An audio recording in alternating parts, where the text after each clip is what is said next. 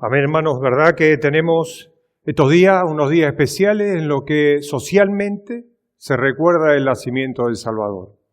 Hay momentos en la niñez que recordamos con fuerza, ¿no? Recordamos nuestro cumpleaños y creo que el segundo son estas fiestas, porque se junta mucha familia en casa, se junta seres queridos, se ven los abuelos. Tenemos una imagen muy temprana de la Navidad.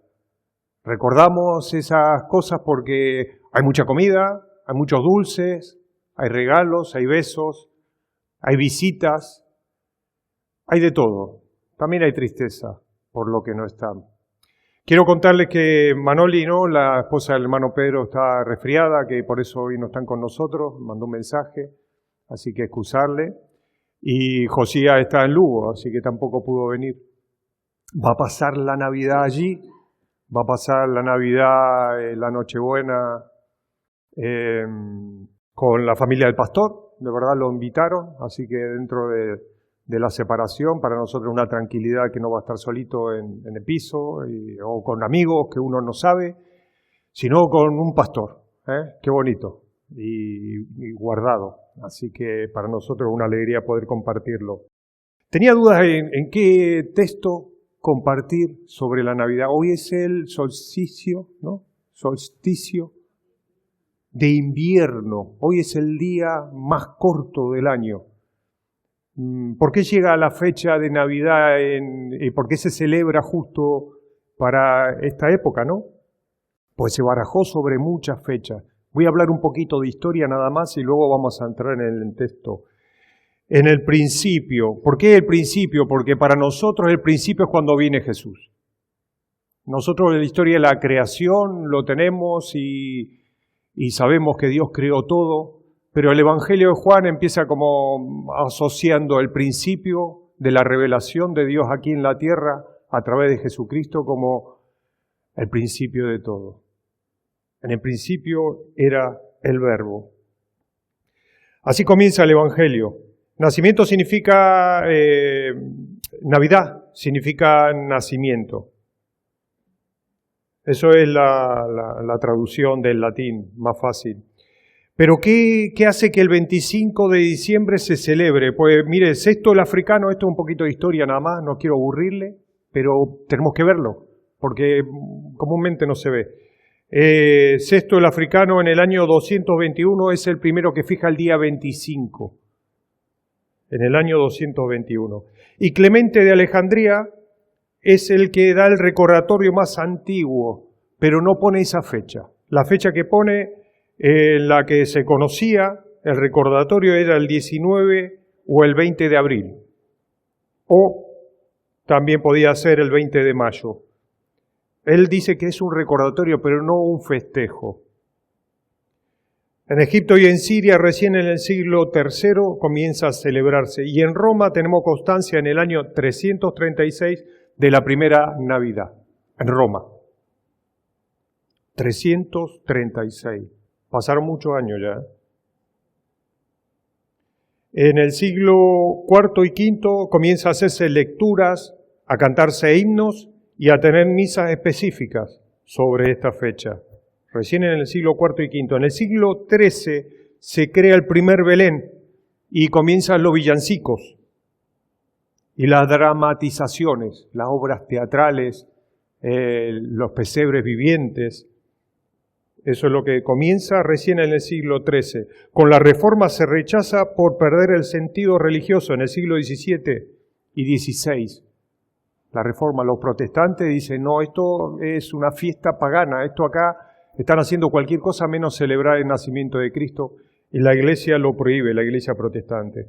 En el siglo XIX, en el siglo XX, se le da un enfoque familiar. Antes era un culto, una celebración secular o una celebración religiosa, nada más. Estaba la iglesia abierta y estaba las calles de fiesta, pero era secular la fiesta que había en la calle.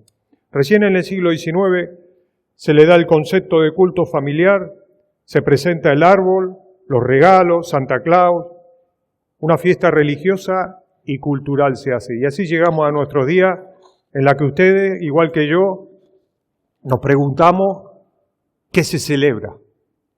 ¿Es una reunión familiar? ¿Es un puente largo? ¿Es la excusa para irse de vacaciones?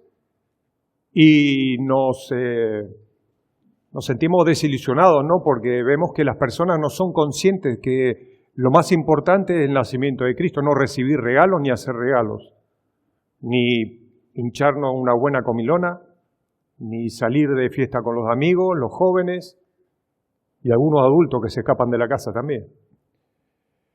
Pero para nosotros, ¿qué es esta fecha en el calendario? Decía Efraín, nos compartía que lo recordamos, ¿no? Lo recordamos muy a menudo, no justamente en esta fecha. Por eso nos sentimos quizá un poquito incómodos. Bueno, lo digo yo por mí. Me siento un poco incómodo porque no sé con mi familia cómo... Aquí ahora estoy... Mi familia, mi mujer y mi hijo, no más. No me queda mucho más. Pero en Argentina no sabía qué posición tener. O tener una postura religiosa, o tener una postura familiar, una postura cercana.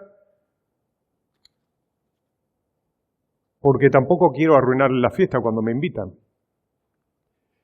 Entonces, quería ver con vosotros que esto es un recordatorio social y es una oportunidad.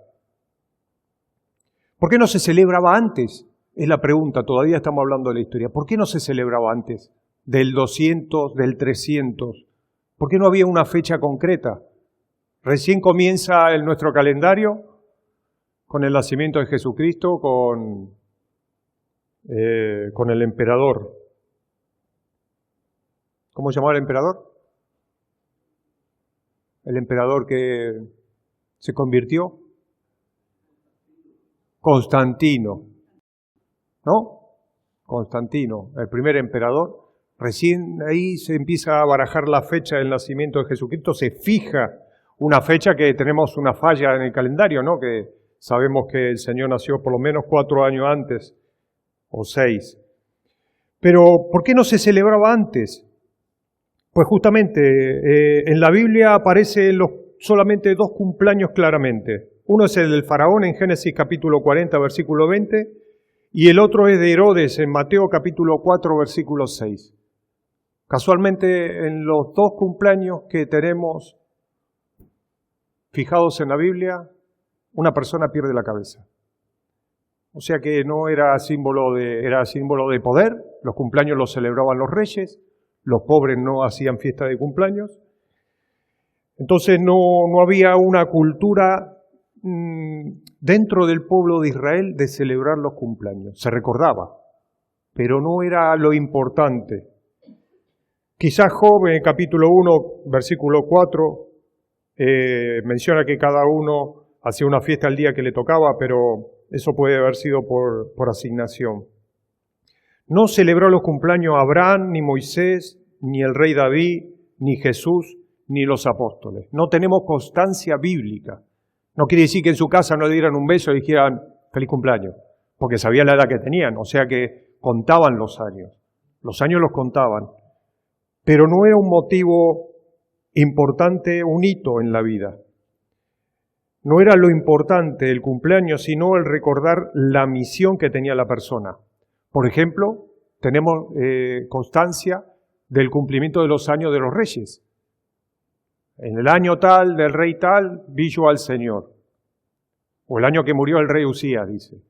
Por ejemplo, Isaías, que vio al Señor, ¿no? O vino a mí palabra de Jehová, dice muchas veces Ezequiel, en el año tal, o los profetas menores.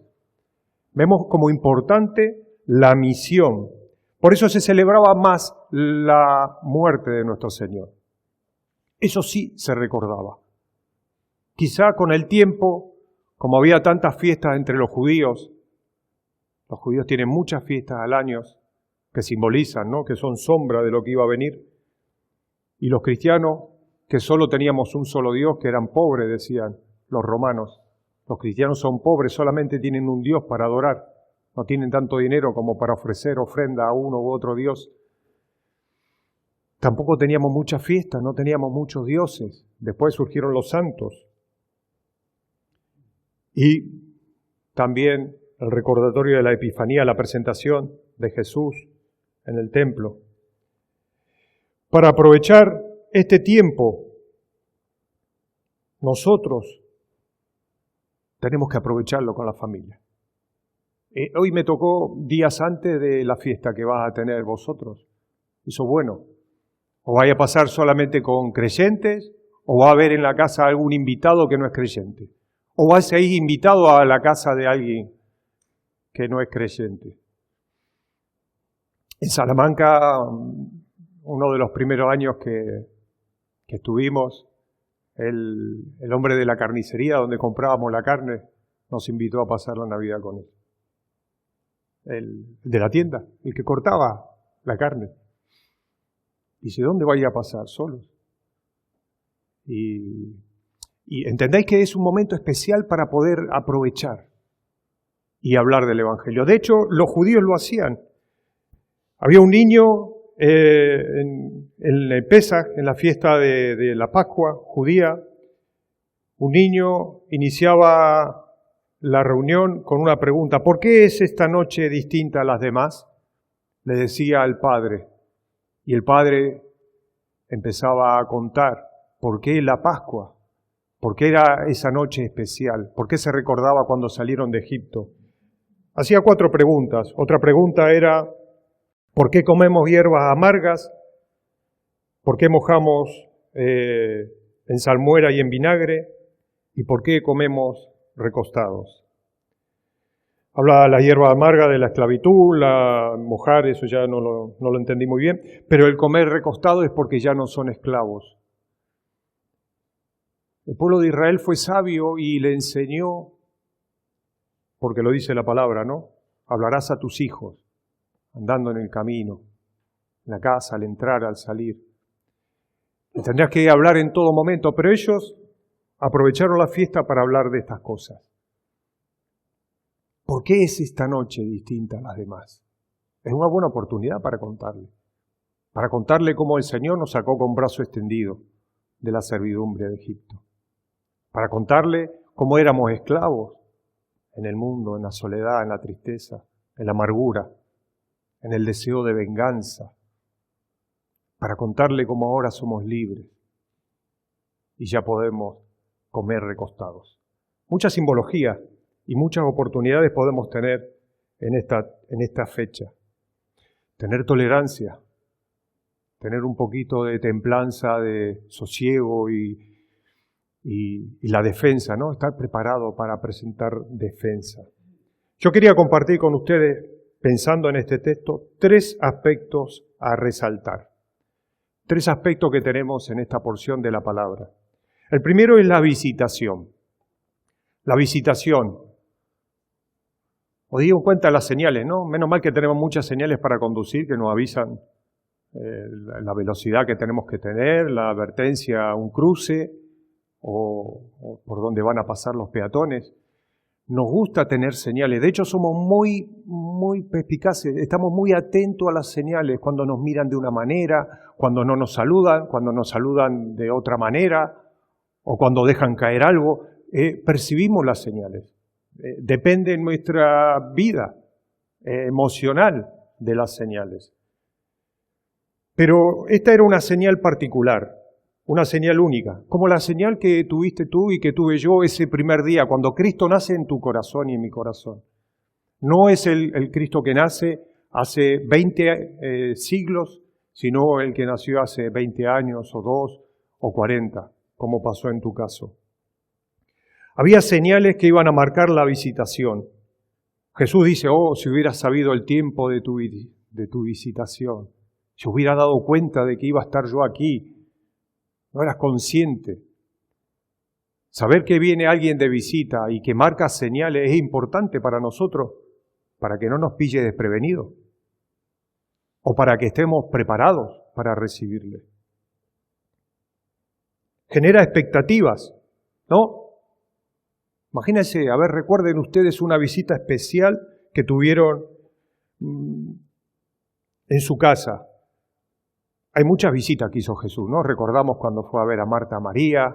Jesús dice, yo estoy a la puerta y llamo, en Apocalipsis. Pero esta es una visita principal, la primera, Dios llegando a la tierra. Cuando viene un familiar a casa, cuando viene el jefe, ¿os invitado al jefe a comer? ¿Al pastor? No lo habéis invitado. Es que si viene el jefe, yo no sé cómo uno queda, siempre queda peor, porque no sabe cómo atenderle, porque o es demasiado o queda corto. Eso generaría muchos conflictos. Sí, yo me acuerdo de alguna fiesta en la que vino un jefe de mi padre. Cuando vine y nos casamos, enhorabuena, chicos. Enhorabuena, Alba y Samuel. Es un gozo, una alegría. Es una oración respondida. Es el deseo que nos unimos en alegría a vosotros. Y también tiene que ver con esto, esa visita, ¿no? Ese ambiente que se genera. Pero cuando uno se casa y viene por primera vez el padre y la madre a casa, ¿os recordáis eso? ¿Os acordáis? ¿Alguien se acuerda de esto o no? Los nervios, la falta de experiencia, de cómo agasajarle, porque no cocinaba y en aquella época como cocinas ahora. No tenía los conocimientos de los detalles. Tenía que buscar más sillas, no había falta tanta silla en casa. Cuando vienen los suegros, o cuando vas a la casa de los suegros. ¿No, Paco? ¿Recordá esa visita? Recordamos esas cosas de manera especial, porque genera en nosotros un conflicto interior y una ilusión y unos deseos de que pasen ciertas cosas y que no pasen otras. Aquí, en esta visita, hermanos y hermanas, venía el ejecutor de la creación. Lo dice en el versículo 3 y en el versículo 10.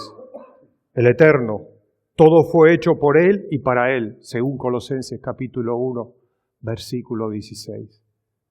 El Creador mismo venía a la tierra. La visitación de Dios con nosotros. Escuchamos esas preciosas alabanzas, ¿no? En un momento en Israel tuve oportunidad de conocer a un judío y le hablé del Salvador. Y él decía, pero vosotros adoráis otro Dios. Nosotros tenemos solo uno. El Shema dice, oye Israel, el Señor tu Dios, el Señor uno es. Y el problema lo tienen hasta la misma palabra uno, porque no dicen único, dicen uno. Es la palabra que se usa para decir una docena de huevos, para decir un grupo, el parlamento. Uno es un parlamento, pero está compuesto. Es que hasta la palabra no la entienden, porque están velados. Y yo le decía, pero es que habría que ver cómo se quería presentar Dios mismo con nosotros. Jesús es otro Dios, su nombre iba a ser Emanuel, y es Dios con nosotros. Él quería venir a la tierra, Él lo estaba diciendo, y el pueblo no entendió las señales. Además, es la vida y la luz de los hombres. En Génesis capítulo 2, versículo 7 dice que sopló Dios aliento de vida. Dios mismo sopló. Pero Jesús es el autor de la vida. Nos hizo especiales porque Él nos hizo a nosotros. Dentro de toda la creación, Dios decidió hacer al hombre de manera personal y de soplar sobre su nariz. También Jesucristo manifiesta que nos da una vida plena. En Juan capítulo 10, versículo 10, yo he venido para que tengan vida y vida en abundancia. Y la luz, en la vida estaba la luz. La luz era la luz de los hombres. La inteligencia, la razón, el sentido real, también sobre la restauración y la rectificación. Tener luz es poder ver por dónde andamos. Jesús vino a darle vista a los ciegos, ¿no? Para poder saber cómo caminar. Y vida también. Juan capítulo 14, versículo 6, yo soy el camino, la verdad y la vida. Juan capítulo 5, versículo 25. Juan capítulo 11, versículo 25. Una vida sobrenatural. La visitación es algo que nos genera expectativa, pero también nos genera esperanza. Ver cuando viene alguien a casa es una cosa, ver cómo viene, con qué señales. ¿Qué es lo que trae? ¿Viene por paz o viene...? Una vez me invitaron también a comer y no fue para traerme paz, sino para reclamarme. Entonces no fue una buena expectativa. La expectativa para mí era buena, pero en el momento que yo estaba comiendo, digo, pero esta reunión no era de agasajo. Esta era una reunión de reclamo. Entonces existen unas expectativas dentro de la visitación y también existe una esperanza. Por ejemplo, ¿para qué viene? ¿Qué trae o qué va a hacer? Hay muchos versículos que hablan en el Antiguo Testamento de cómo iba a venir Jesucristo y por qué iba a venir el Salvador, el Mesías, no Jesucristo. El pueblo de Israel no sabía que iba a ser Jesucristo. Nosotros sí sabemos qué es porque lo vemos a través de la historia. Pero la expectativa y la esperanza que tenía el pueblo de Israel era que venga alguien que visite al hombre, como decía el rey David, ¿qué es el hombre o el hijo del hombre para que tenga de él memoria? En el Salmo 65, versículo 9, en el Salmo 80, para que lo visites.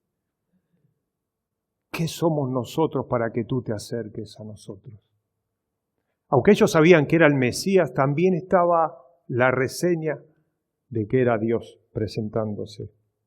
También el deseo era de que traiga salvación. En el Salmo 106, versículo 4 lo dice claramente, visítame con tu salvación.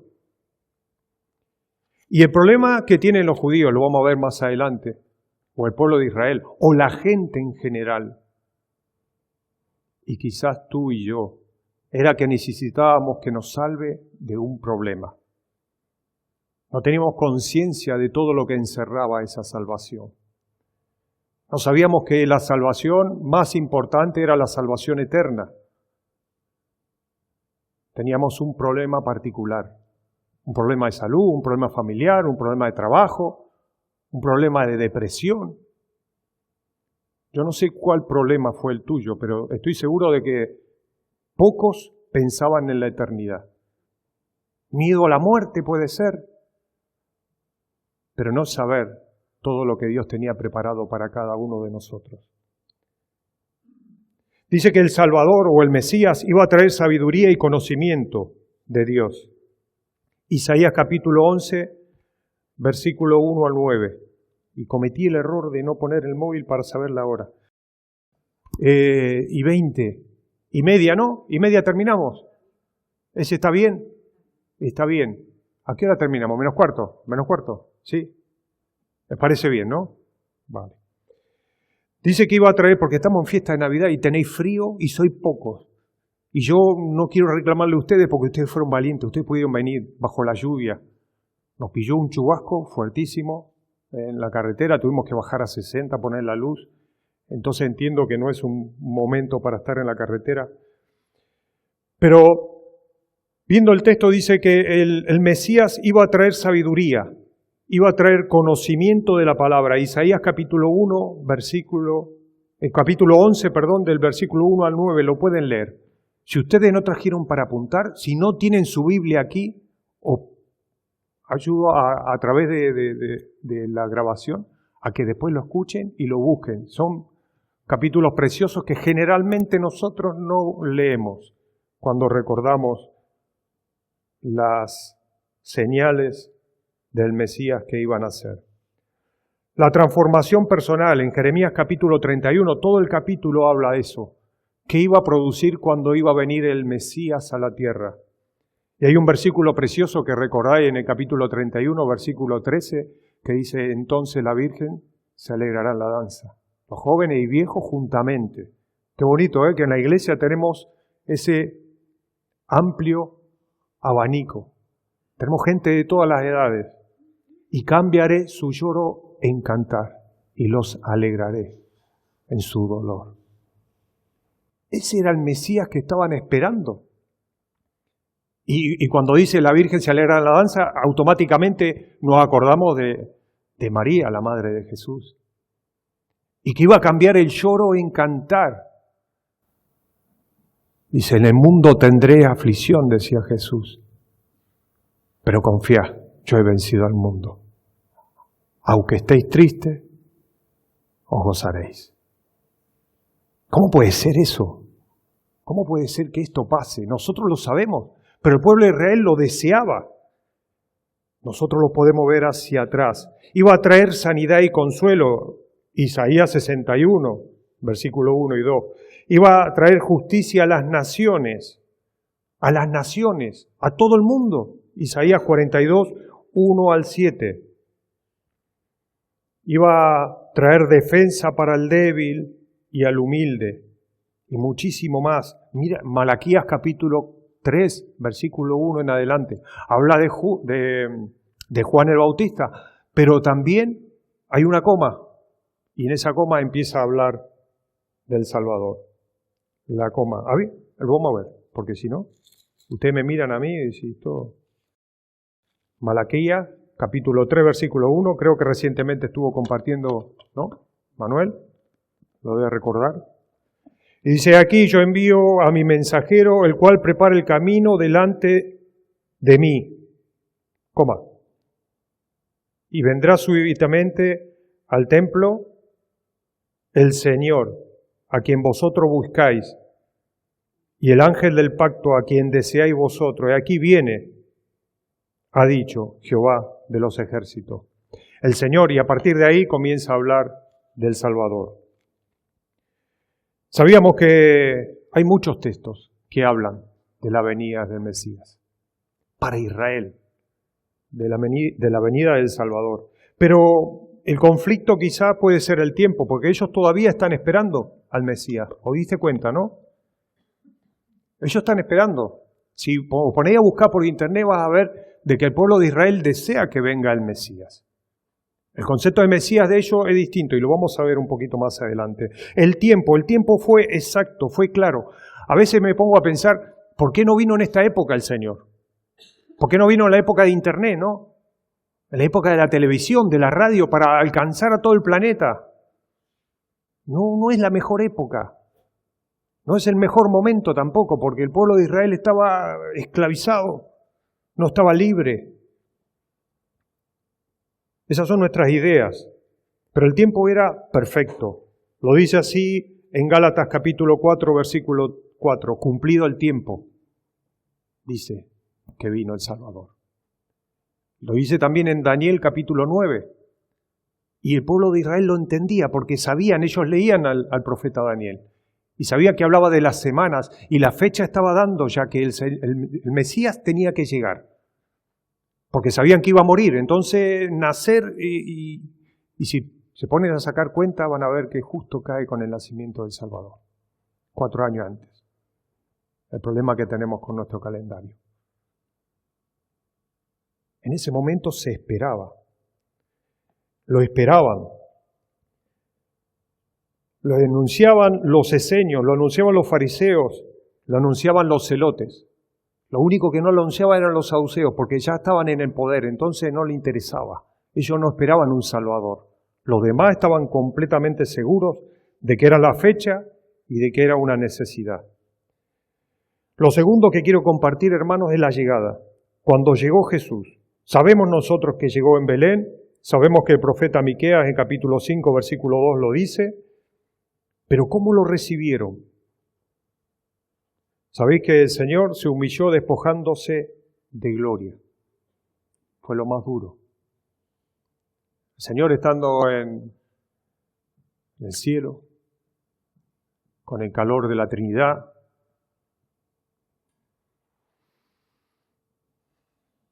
yo no sé, a veces cuando tenemos que ayudar a alguien, a veces los médicos, ¿no? O en un accidente, o alguien que se cae en el barro, o se ensucia. Cuando tenía 20 años y los niños pequeños querían venir a abrazarme con sus manos sucias de caramelos y yo trataba lo cogía de la muñeca y lo abrazaba, los daba vueltas así para abrazarlo, para que no me tocaran. Porque yo estaba bien vestido en ese momento.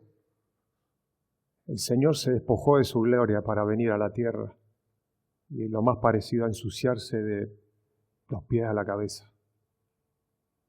El lugar santo, el lugar puro, el lugar limpio. Venir a la tierra, entre nosotros. Eso fue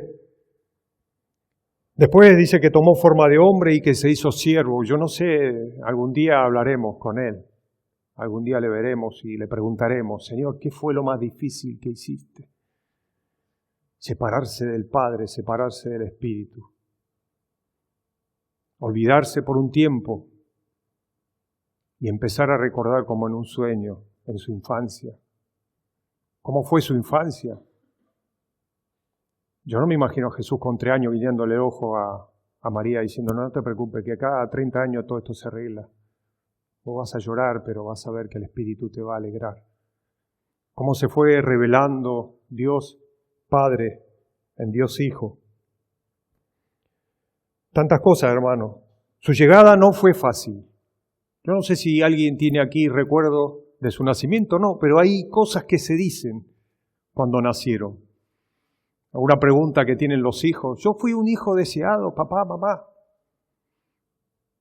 Y bueno, el 90% no, el 90% viene no como vosotros. Vosotros deseáis a vuestros hijos, pero la mayoría o los pilla o por una cosa o por otra. El primero, hay insistencia, el segundo, y ya si vienen más para allá adelante, el séptimo, el octavo, ya es una resignación. Viene, ¿qué vamos a hacer? Es un hijo deseado. Sí, después se desea, después se ama, después se quiere tanto. Y hay muchas cosas que se dicen de ese momento. Yo, por ejemplo, a mí cuando yo empezaba a presumir las cosas de las personas, ¿no? Es que empiezan a presumir, que quieren decir cosas bonitas de sí mismos. Y a mí me decían, pero tú cállate que tu cuna era una caja de plátanos. Porque mis padres eran pobres, ¿no? Mi madre tenía 19 años cuando quedó embarazada de mí. Y eran pobres. Y yo no lo podía creer eso, ¿no? Y mis padres siempre se reían y nunca me contestaron. Entonces se convirtió casi en un mito, pero muchos me decían, sí, es verdad. No sé si para apaciguar mi ego o porque realmente fue así. Pero la vida de cada uno es especial y también está rodeada de detalles. La llegada del Señor no fue fácil, la llegada del Mesías, la llegada del Salvador. Primero que tuvo que venir a una jovencita, a una adolescente. Ese fue el primer problema, ¿no? Porque a ver cómo lo enfrentaba la familia. Nosotros vemos aquí que María dice, hágase tu voluntad. Qué fuerte, ¿no? Qué fuerte, qué mujer, ¿no? Qué señora. Aunque era una niña de 15, 16 años, 14, no sé, una muy jovencita. Pero cuánto para hablar de ella, ¿no? También vemos la duda de su prometido. Pero ¿esto qué pasó? Acá, ¿cómo es que está embarazada el Espíritu Santo? Esto es una cosa muy rara. No fue fácil la llegada del Señor. María, cuando tuvo que viajar 120 kilómetros con 8 meses de embarazo y los carros no tenían suspensión, ni la burra tampoco. En el mejor caso de que fuera una burra, porque esa es la imagen que tenemos, pero 120 kilómetros, qué paseo. ¿Cómo no se va a poner en parto? No le hacen encaminar a las mujeres para que se pongan en parto, porque claro, llegó y era el momento del parto. Ya con todo el viaje, en un establo, porque no había lugar donde hospedar. Dice la palabra mesón, estuve leyendo un poquito, investigando. La palabra que usa es aposento. Es probable que la gente en las casas tenía el aposento alto, ¿no? Tenía una habitación arriba y en esa habitación hospedaban a la familia, a los que venían. El pueblo de Israel era muy sabio en hospedar porque la gente viajaba por trabajo, porque había cosechas, porque eran obradores. Y había familia de José en Belén. Y es probable que ya haya habido visitas allí. Se puede sacar en cuenta la fecha ya en la que nació el Señor. Y es probable de que haya sido justo en época de Pascua. O en la fiesta del perdón. Si consideramos que era en abril o en mayo, eso sería Pascua. Y si consideramos que era en septiembre, pues entonces estamos hablando de otra fiesta.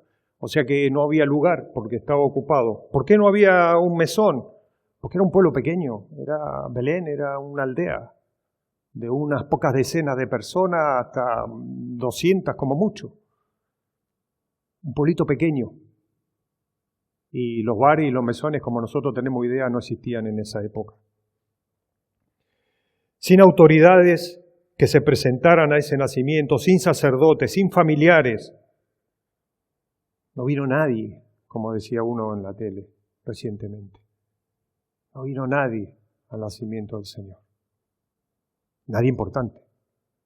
Viene el Salvador a la tierra, viene lo más importante, viene el Creador. Y en un lugar íntimo, casi con prisa, nace nuestro Señor. Solamente unos pastores se presentan. Claro que si Él es el príncipe de los pastores.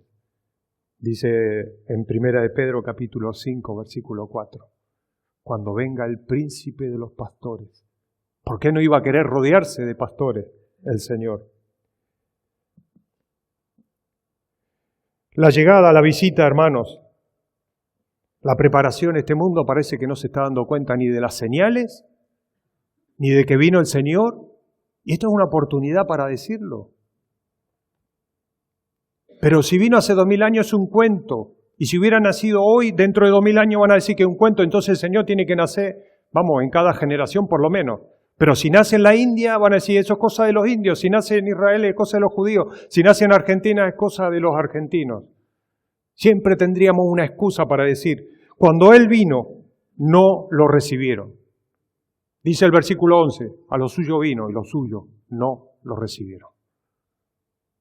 ¿Te das cuenta? Tanta preparación, tanta escritura, tanto Antiguo Testamento, tanto mostrar señales y decir cómo iba a ser y no lo recibieron. ¿Por qué no lo recibieron? ¿Cómo puede ser? ¿No te pones a pensar eso? ¿Cómo puede ser que hayan sido tan ciegos? ¿Cómo puede ser que yo y tú hemos sido tan ciegos durante tantos años para no recibirle en nuestro corazón? Decimos cuando hablamos y damos el mensaje, ¿no? Decimos, ¿quieres recibir a Jesucristo en tu corazón? Y la gente con mucho orgullo dice, no.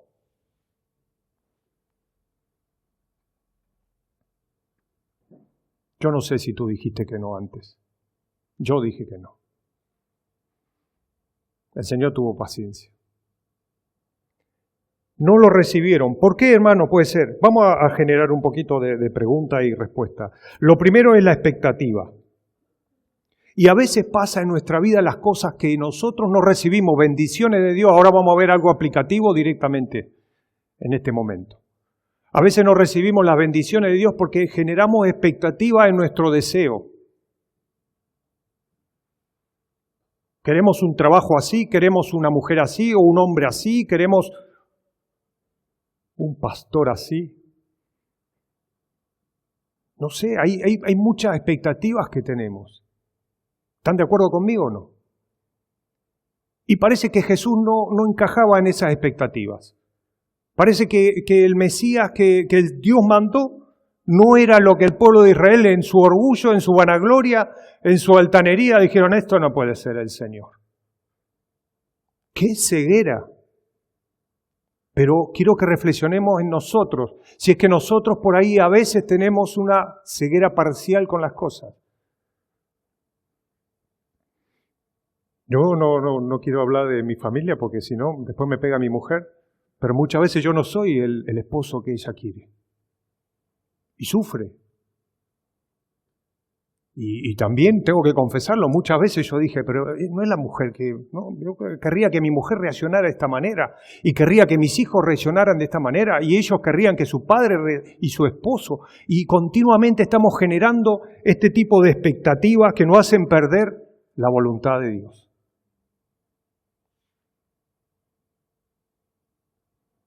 ¿Me explico? No era lo que esperaban, era algo mejor. Jesús era mucho mejor de lo que esperaban.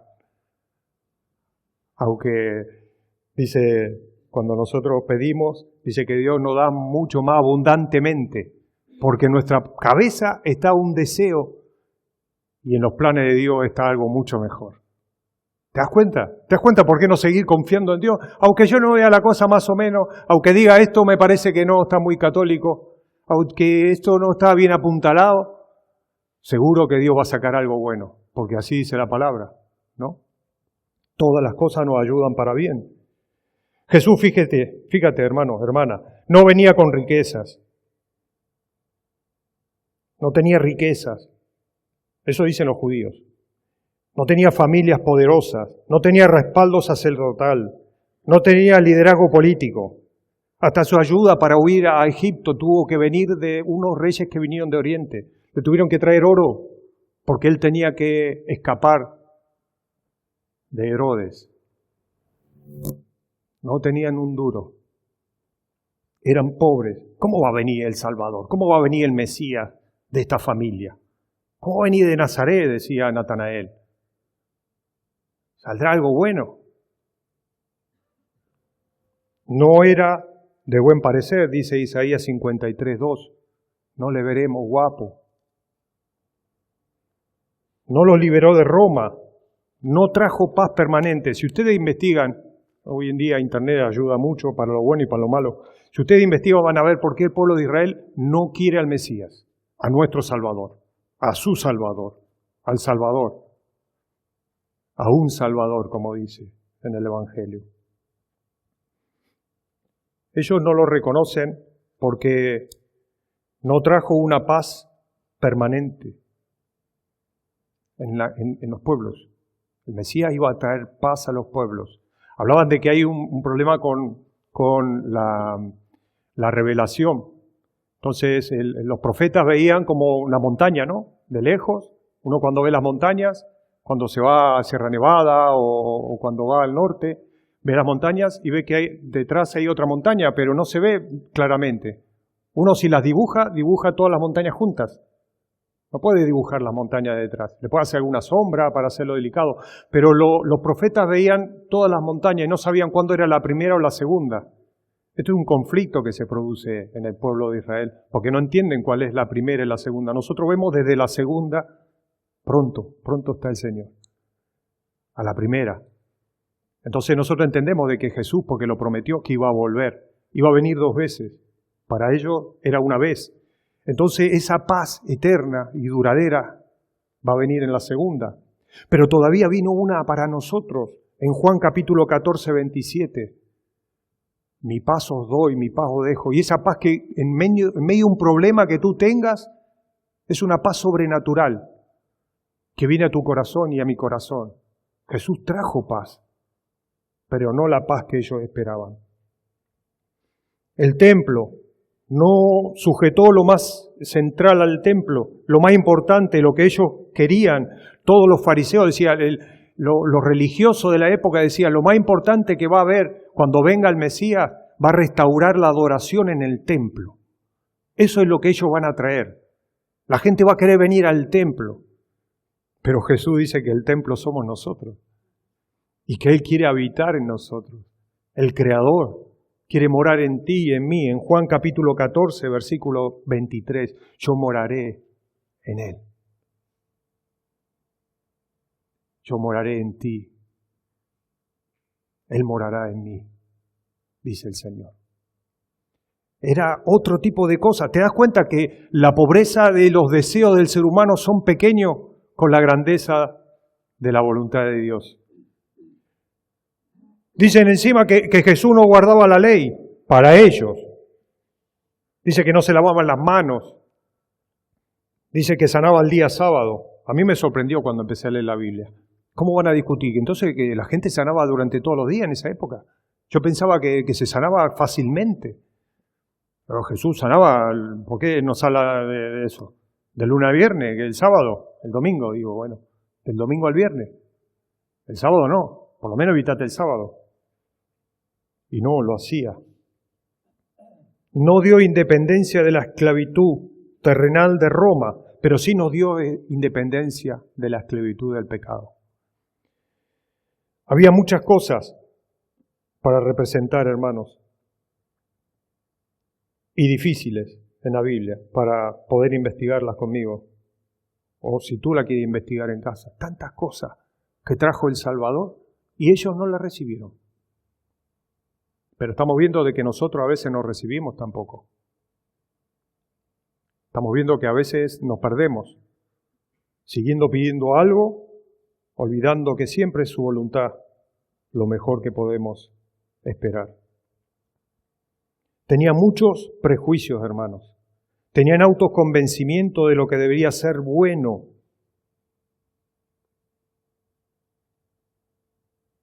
Y también puede ser, uno, por la expectativa, que es pobre, y lo otro, por amar lo que no salva. Jesús lo dice en Juan capítulo 3, versículo 19 al 21, porque aman más las tinieblas por amar la oscuridad. Puede ser que no querían recibirlo al Señor porque no era lo que esperaban o porque realmente eran malos. Y en eso no vamos a meter solamente a la época y a los judíos, vamos a pensar en toda la humanidad, vamos a pensar en nosotros, vamos a pensar en los que todavía no le reciben y los que le recibimos. ¿Por qué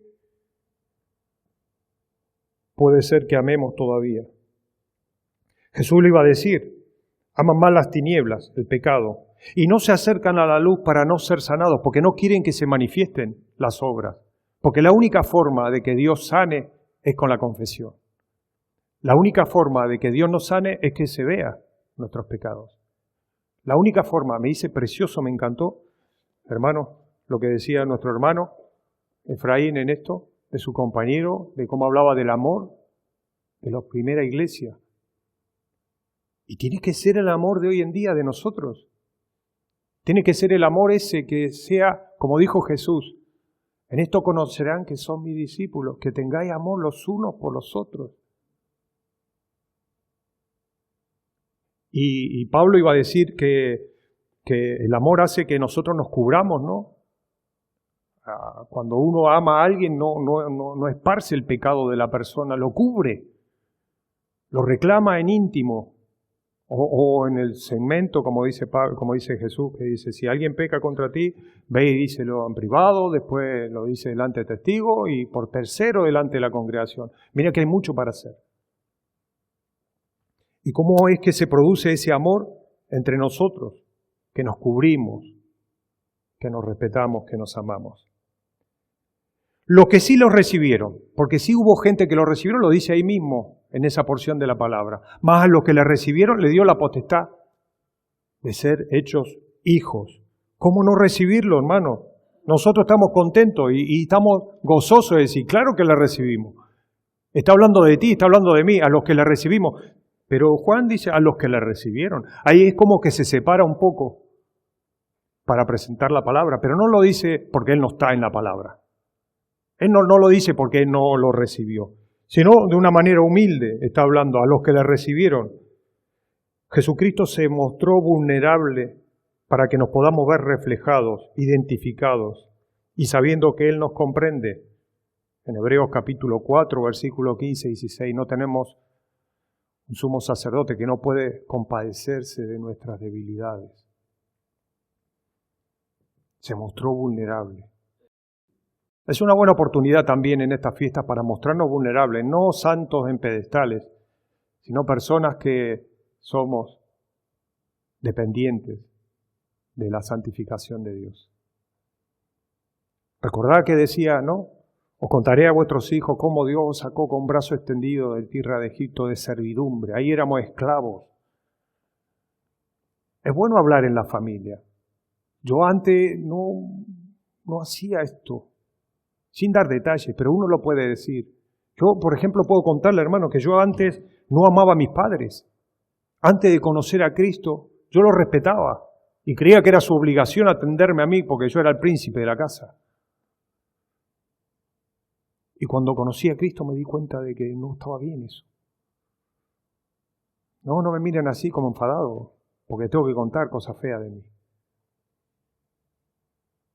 Y el Señor cambió mi corazón. Yo odiaba a los judíos, al pueblo de Israel, porque fui educado en una familia que era antisemita. Y Cristo cambió eso en mi corazón. Eso es bueno contarlo. Yo no respetaba a mis amigos, yo solamente veía como árboles, decía este ciego que Jesús lavó sus ojos, ¿no? Decía, veo a la gente como árboles, a los hombres, a las mujeres. Y ahora me di cuenta de que Más bienaventurado es dar que recibir. Tantas cosas, hermanos. Ya no somos esclavos, somos hechos hijos. Hijos quiere decir coherederos. Y coherederos también tiene privilegios, pero responsabilidades con la familia.